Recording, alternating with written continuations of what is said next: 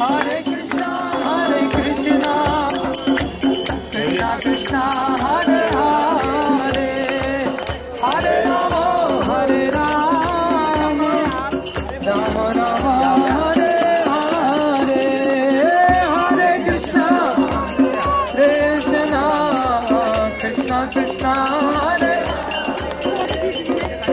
Hare Rama, Hare Rama, Rama Rama, Hare Hare, Hare Krishna, Hare Krishna, Krishna Hare Hare, Hare Rama, Hare Rama, Rama Rama, Hare Hare, Hare Krishna, Krishna Krishna, Hare Hare, Hare Rama, Hare Rama, Rama Hare Hare, Hare Krishna, Krishna Krishna, Hare Hare, Hare Rama, Hare Rama, Rama Hare Hare, Hare Krishna, Krishna Krishna, Hare Hare, Rama Rama, Hare Hare, Hare Krishna, Krishna Krishna, Hare Hare, Hare Rama, Rama Rama, Hare Hare, Hare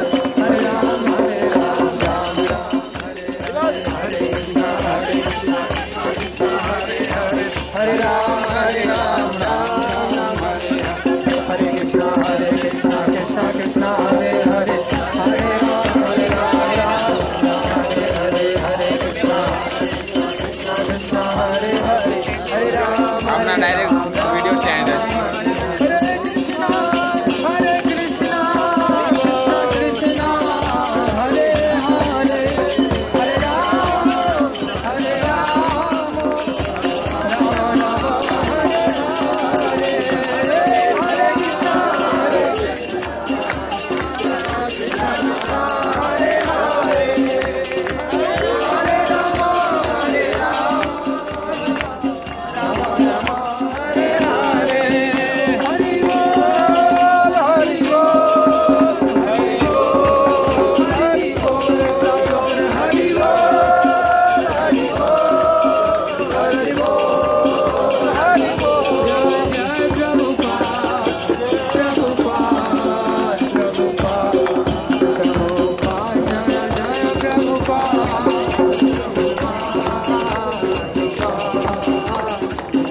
Jai Jai Gurudev, Gurudev, Gurudev, Jaya Jaya Gurudev, Gurudev, Gurudev, Jaya Jaya Gurudev, Gurudev, Gurudev, Jaya Jaya Gurudev.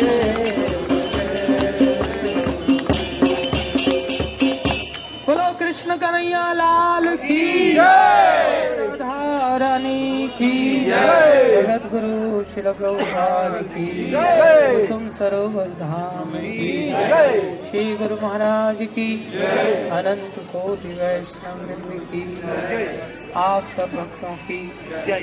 हरे कृष्ण। तो अभी हम जिस स्थान पर पहुंचे हैं, इस स्थान का नाम है कुसुम सरोवर। जैसा हम बता रहे थे, कुसुम माने पुष्प। यहाँ पर इस सरोवर के अंदर भी अनेकों प्रकार के कमलों का पाया जाना होता है, दिव्य लीला की दृष्टि से, जो हमें अभी भौतिक दृष्टि से नहीं दिखाई देता, क्योंकि भगवान अपनी लीला स्थलियों को भौतिकतावादियों के लिए योग माया के द्वारा लुप्त कर लेते हैं, छुपा लेते हैं। लेकिन जो भगवान के भक्त लोग हैं, उनको साक्षात रूप से लीलाओं का दर्शन कराते हैं। तो यहाँ पर अनेकों कमलों के द्वारा भगवान गोपियों को आनंदित करते हैं। स्वयं नील कमल बन करके भगवान यहाँ पर जल क्रीड़ा करते हैं गोपियों को साथ में लेकर के। और आपके जस्ट पीछे ही वन बिहारी मंदिर है, वेणी बिहारी मंदिर, जिसमें भगवान श्री कृष्ण राधा रानी आदि सखियों को लेकर के राधा रानी का वेणी का गोधन करते हैं। राधा रानी के केशों का साज सज्जा स्वयं श्री कृष्ण करते हैं, और ये केशों की सज्जा करने में इतने निपुण है भगवान, इसलिए इनका नाम केशव भी है। केशव भगवान केशों की साज सज्जा करते हैं। और यहाँ पर ऐसा नहीं कि केवल कृष्ण ही सेवा करते हैं, राधा रानी भगवान की सभी सखियों के साथ सेवा करने के लिए हमेशा ही लालायित रहती हैं। तो राधा रानी यहीं पर आकर के सारा पुष्प वन है, यहाँ पर आकर के पुष्पों का अलग अलग मालती, चमेली, अलग अलग पुष्पों को चयन करती हैं। तो यहाँ पर एक वृक्ष जिससे राधा रानी पुष्प चयन करने का प्रयास करती हैं, उसी समय वो देखती है कि ऊंची सी डाली पर एक बड़ा सुंदर सा फूल खिला हुआ है। तो उसको कृष्ण के लिए वो माला में डालना चाहती हैं, लेकिन वहाँ तक उनका हाथ नहीं पहुँचता। तो उसके लिए वो बार बार उछलने का प्रयास करती है, लेकिन फिर भी नहीं पहुँचता। कौतुकी कृष्ण भगवान अचानक से इस कार्य को देखते हैं, तो अचानक से उस डाल पर पीछे से आकर के चढ़ जाते हैं, जो किसी को भी नहीं पता चलता ये कब आकर के चढ़ गए।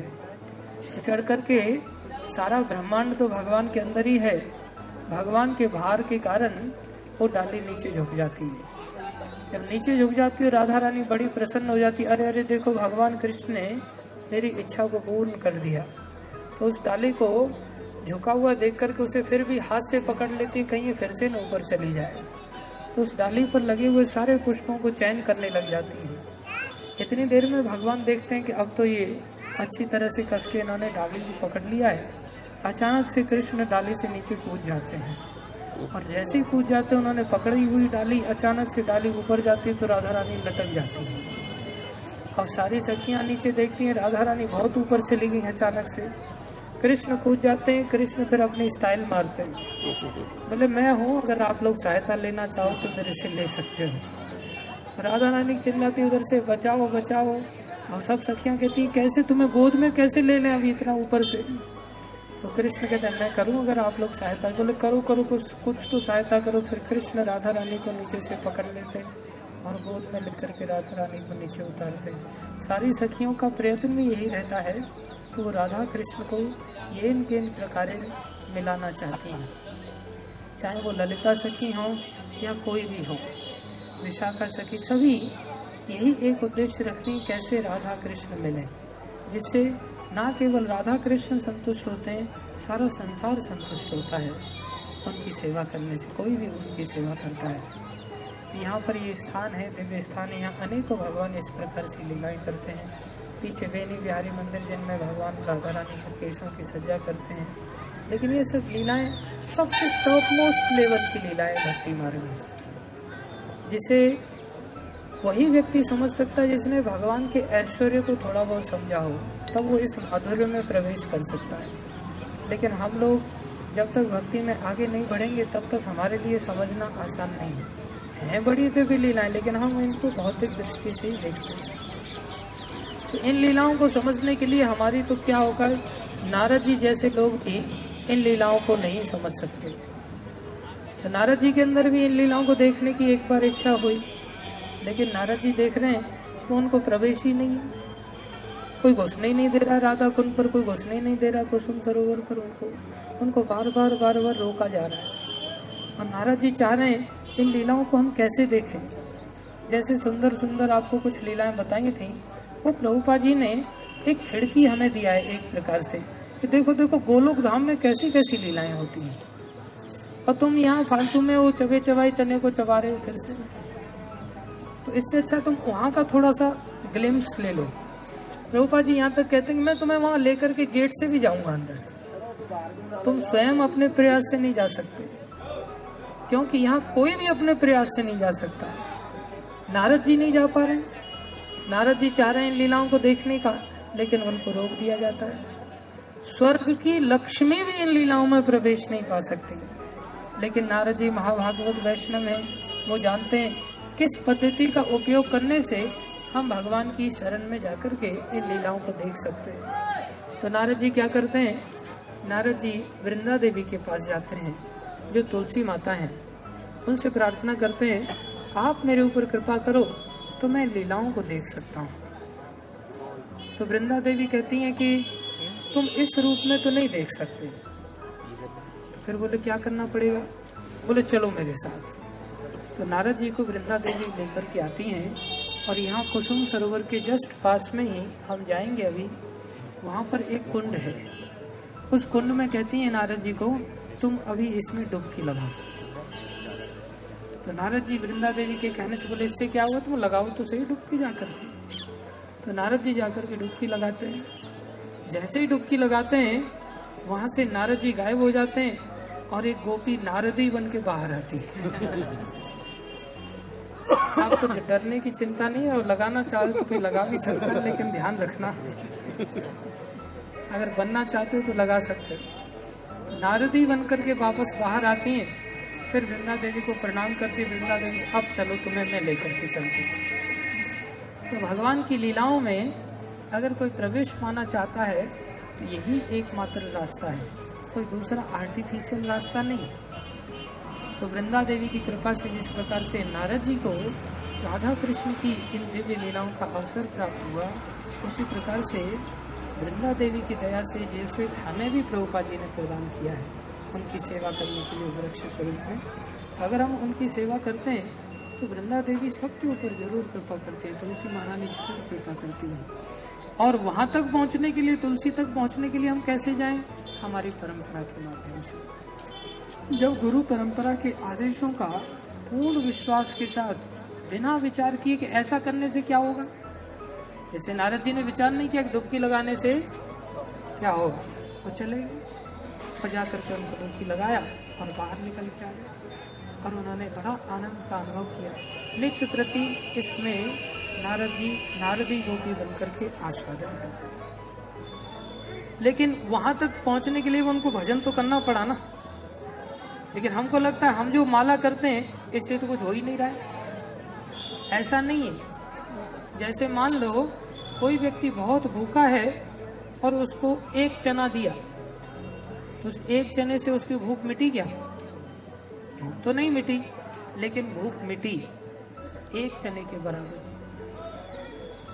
अगर आप आधा किलो चने की भूख है तो आप एक साथ आधा किलो तो नहीं खा लोगे, एक एक दो दो करके खाओगे।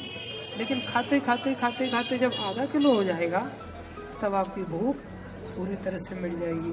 ऐसे ही जब हम ये माला करते करते करते करते ऐसी अंदर से तीव्र इच्छा जागृत करेंगे कि कुछ भी हो जाए मेरे को बस भगवान की लीलाएं देखनी है, कुछ भी हो जाए मेरे को भगवान के धाम में इन लीलाओं का आस्वादन करना है, उसके लिए मैं किसी भी हद तक जा सकता हूँ। बोले ऐसा करने के लिए, ऐसी इच्छा पैदा करने के लिए संसार की भूख मिटानी पड़ेगी। और संसार की भूख संसार की वस्तुओं से नहीं मिटेगी। संसार की भूख जो गंदगी है वो इस शुद्धि के अंदर जाने से बाहर निकलेगी। जब हरिनाम अंदर जाएगा भक्तों के निर्देशन में, तब हम ऐसे शुद्ध बन पाएंगे। तो हम नारद कुंड का दर्शन करेंगे, उसके बाद हम आगे मानसी गंगा में जाएंगे। तो मानसी गंगा को जब भगवान ने वत्सासुर नाम का एक बछड़े का स्वरूप लेकर के एक असुर आया, तो उसका भगवान ने जब वध कर दिया तो उस समय सारे ग्वाल बोले, अरे कन्हैया तुमको तो बड़ा पाप लग गया भारी। देखो वो जानते हैं कि असुर है, फिर भी गोवंश में होने के कारण भगवान को भी कहते हैं तुम तो बड़े पापी हो गए। बोले तो फिर क्या उपचार है? अरे गंगा में स्नान करना चाहिए फिर तुम्हें जाकर के। तो भगवान कहते जाऊंगा फिर आऊंगा, गंगा जी बड़ी दूर हैं, टाइम बहुत ज्यादा लग जाएगा, लीला वंचित हो जाएंगे। भगवान मन से ही गंगा जी का आह्वान करते हैं और गंगा जी प्रकट हो जाती है और भगवान सभी ग्वाल वालों के साथ गंगा जी में स्नान करते हैं। तो वो मानसी गंगा स्थान है जहाँ भगवान सखाओं के साथ, गोपियों के साथ नौका विहार लीला भी करते हैं। उसमें भगवान अनेकों मनोहारी लीला करते हैं। जब एक जगह से दूसरी जगह, मान लो आदमी को घूम के आना पड़ता है, ऐसे पहाड़ी क्रॉस करके, गोवर्धन पर्वत है उसमें घूम के आना पड़ेगा दूसरी जगह जाने के लिए, लेकिन मानसी गंगा से पूरा रास्ता वो पार हो जाता है बीच में से होकर के। तो नौका से गोपियां व्यापार करती थी दूध दही मक्खन का, तो एक जगह से दूसरी जगह नौका में रख करके आराम से उस पार चले जाते थे, पैदल नहीं चलना पड़ता था। तो भगवान एक दिन नाविक बन करके रास्ते में खड़े हो गए, हाँ चलो चलो आ जाओ मैं तुम्हें पार कर देता हूँ। मक्खन दूध दही लेकर के सबको बिठा दिया भगवान ने। बिठाने के बाद जैसे ही बीच में पहुंचे, भगवान बोले, अरे मैं तो बहुत थक गया हूँ, अब मेरे से चप्पू नहीं चलाया जाता। सारी गोपियां कहती हैं ये कैसी समस्या होगी, अभी चप्पू ने बीच में आकर के बोले चप्पू नहीं चलाया जाता अभी मुझसे। इतनी देर में बोले तो क्या करें, कुछ खिलाओ पिलाओ जिससे थोड़ी ताकत आए हाथों में। बोले तो क्या, बोले जो मक्खन है इसमें से कुछ निकालो। सारा मक्खन भगवान खाने लगे। खाने के बाद बोले अब चलाओ, अब तो इतनी नींद आ रही है ना। खा करके बोले अब मक्खन के लिए अब चलेगा क्या मेरे से ना। तुरंत भगवान पीछे पत्ते लगा करके तकिया बना करके नाव में ही सो जाते हैं। फिर बोलते अरे लेकिन हम तो बीच में फंस रहे हैं, संध्या हो रही है, हमें जाना भी है वापस। गोपियां कहती हैं तो बोले फिर मेरी थकान नींद से ही मिटेगी, या फिर तुम मेरे पैर दबा दो, थोड़े से हाथ पैर दबा दो, उससे मेरी शांति हो जाएगी, थोड़ा सा थकान जल्दी मिट जाएगी, तो फिर मैं लेकर के चल पड़ूंगा। फिर गोपियां थोड़ा पैर दबाती हैं उनके। ठाकुर जी सोचते हैं कितना बढ़िया मौका मिल गया उनको तो पैर दबाने का। बोले अब तो चलो। बोले अब चलो, इतना तुम्हारा इसमें बोझा है, दूध दही आदि इतने भारी भारी, तुमने गले में पैरों में गहने पहन रखे हैं, नाव इतनी भारी है, आधी नाव तो पानी में धसी हुई है, चलाऊं कैसे, चल ही नहीं पाएगी। ये सारे मटके गंगा में फेंक दो, सारे गहने भी उतार उतार करके फेंक दो, थोड़े हल्के हो जाओ। सारा भगवान फेंकवा देते हैं उसमें और फिर कहते हैं अब तो चलाओ। अब चलाओ, देख नहीं रहे तूफान कितना तेज आ रहा है, इस तूफान में और नाव चलाना असंभव है, उल्टा अब तो डूबना निश्चित है। कोई अगर अपने आप को बचाना चाहता है, तैरना मुझे ही आता है, मेरे गले को पकड़ लो और गले को पकड़ करके अच्छी तरह से कस के यहीं पर पड़े रहो, कोई हिलना नहीं यहाँ से जरा सा भी, नहीं तो एक साइड में नाव होगी तो डूब जाएगी।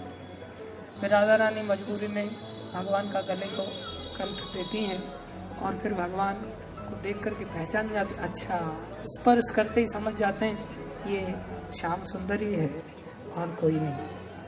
जैसे ही पता चलता है उनको तब समझ जाते हैं अच्छा ये नाटक इसीलिए कर रहा था इतनी देर से। सारी गोपियां कहती हैं अभी नाव चलाओगे या तुम्हें उठा करके नीचे फेंक दें।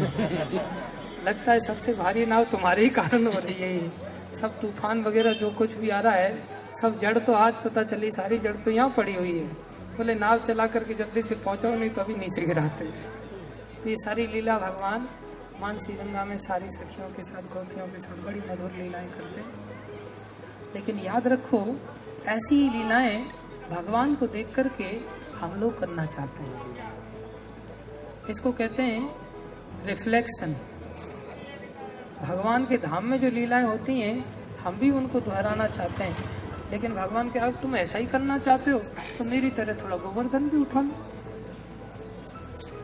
लेकिन गोवर्धन हमसे उठाया नहीं जाता। भगवान कहते गोवर्धन नहीं उठाओगे और ऐसा करने का प्रयास किया करोगे तो फिर कालिया नाग का भी सामना करना पड़ेगा तुम्हें, और वो उसके ऊपर नाच तो नहीं पाओगे, वो तुम्हारे ऊपर जरूर नाचेगा। इसलिए जो कामदेव का कालिया नाग है जीव को ऐसा मारता है कि काम का नाम ही है, मार उसको जिंदा ही नहीं छोड़ता, अनेकों जन्मों तक मारता चला जाता है। तो ये काम में प्रेम में यही अंतर है। आचार्य कहते हैं निज इंद्रिय वांछा हेतु काम तो प्रबल, कृष्ण इंद्रिय वांछा हेतु प्रेम तो प्रबल। अपनी इंद्रियों के लिए, अपने सुख के लिए, अपनी संतुष्टि के लिए हम जो कुछ भी करते हैं उसको काम कहते हैं, और कृष्ण के लिए अगर हम जो कुछ भी करते हैं उसको प्रेम कहते हैं। तो गोपियां अपने सुख के लिए कोई प्रयास नहीं करती, ना ही कृष्ण अपने सुख के लिए प्रयास करते हैं। कृष्ण गोपियों को सुख देना चाहते हैं और गोपियां सखा लोग कृष्ण को सुख देना चाहते हैं, और हम लोग खुद सुख पाना चाहते हैं। पति पत्नी से सुख पाना चाहता है, पत्नी पति से सुख पाना चाहती है, बच्चे माँ बाप दोनों से सुख पाना चाहते हैं, माँ बाप बच्चे से सुख पाना चाहते हैं। हर व्यक्ति स्वयं का सुख पाना चाहते हैं। इसलिए ये काम है, ये बड़ा खतरनाक है, ये शुद्धि नहीं है, अशुद्धि की जड़ है, जिसके कारण आदमी को नरक में जाना पड़ता है। तो हम अपने आप को बचा सकते हैं इस प्रेम को प्राप्त करके, और वो संभव है केवल इसी शरीर में, बाकी किसी शरीर में प्राप्त करना संभव नहीं है। तो हम नारद कुंड के दर्शन करेंगे। यहाँ पर वेणी बिहारी मंदिर है, आप वहाँ पर भगवान का अभी शायद दर्शन बंद है या देख लेंगे खुले होंगे तो आप वहाँ दर्शन करना, वहाँ सेवा करना।